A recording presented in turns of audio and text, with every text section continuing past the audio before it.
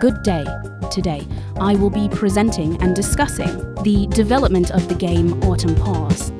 I will explain how the game was developed by breaking down its main components, including the code, design, and game framework. The game is designed with a simple and engaging environment that includes autumn background, interactive objects, and a life system represented by hearts. The game framework components of the game are organized to structure the game properly. So world map 1 serves as the main game, level, or scene where the gameplay takes place. It includes a background, which acts as the visual backdrop of the level, and the ground, which serves as the bottom surface. The sides function as the left and right boundaries to prevent the player or objects from going outside the map. Object spawner is included to generate falling objects such as leaves and stones during the game. Hearts UI displays the player's remaining lives or health. Additionally, background music BG music plays during the game to enhance the atmosphere and overall gaming experience. In simple terms, game framework works like a template that helps organize the game into different parts, separating visuals, game logic, and controls so the game is easier to manage and develop.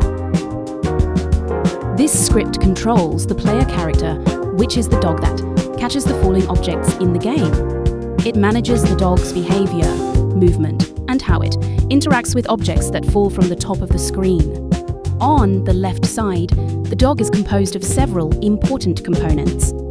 The node to D acts as the main body or parent node of the dog, organizing all related elements. The animated sprite to D is responsible for displaying the dog's animations and movement graphics. The collision shape to D serves as an invisible box that detects when the dog touches or catches falling objects. The catch area is the detection area that identifies when an object has been successfully catches. These components work together to allow the player to control the dog and interact with the objects during the game. This script controls the stones, which are the falling objects that the player must avoid or be careful with in the game. On the left side, the stone is composed of several components. The sprite to D displays the stone's image or appearance in the game. The collision shape to D is an invisible box that surrounds the stone and allows the game to detect collisions. The area to D is responsible for detecting when the stone touches another object, such as the player or the ground. In simple terms, stones function as physics objects that fall downward due to gravity. The key difference between stones and leaves is their role in the game. Leaves are good objects that the player should catch to gain points, while stones are harmful objects. This script controls the leaves, which are the falling objects that the player should catch in order to gain points in the game. On the left side, the leaf is made up of several components. The sprite to D displays the leaf's image or appearance in the game. The collision shape to D acts as an invisible box surrounding the leaf that allows the game to detect collisions. The area to D is responsible for detecting when the leaf touches another object, such as the player or the ground. This script manages the Hearts UI, which displays the player's health or remaining lives in the game. The H-box container acts as the main container that arranges the hearts in a horizontal row on the screen. Script also stores and manages the 5 heart objects, allowing the system to easily update the number of remaining lives as the game progresses. The score UI acts as the main container that holds the score display, while the label is the text element that shows the score on the screen. It counts the number of leaves the player successfully catches and displays the score in a format such as leaves X on the screen.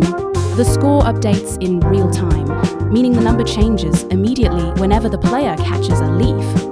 The menu UI allows the player to start or exit the game through the play and exit buttons. On the left side, the menu is built using several components. The sprite to D is used for the background image of the menu. The control node serves as the interactive interface area. V-box container that organizes the buttons vertically. The play button allows the player to start the game, while the exit button allows the player to quit the game. The doggo logo, which represents the game title. A leaf image has a decorative element, a label for displaying text, and menu audio bar, which plays the background music in the menu.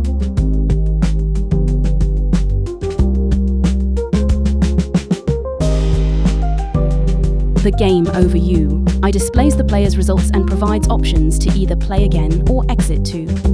The menu, ensuring a smooth transition after the game ends. The canvas layer ensures the UI appears above all other game elements. The center container centers all the content on the screen. VBox container arranges the elements vertically.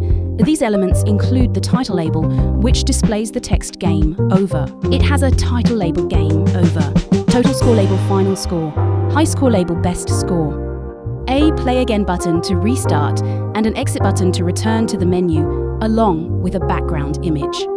The pause menu stops the game, lets the player resume, restart, or exit, and includes slide-in animations for a smooth appearance. The pause menu includes a pause menu container, a panel for the background, and a VBox container that arranges elements vertically. It has a pause title, a resume button to continue playing, a restart button to start the level over, and an exit to menu button to return to the main menu, and an exit to menu button to return to the main menu.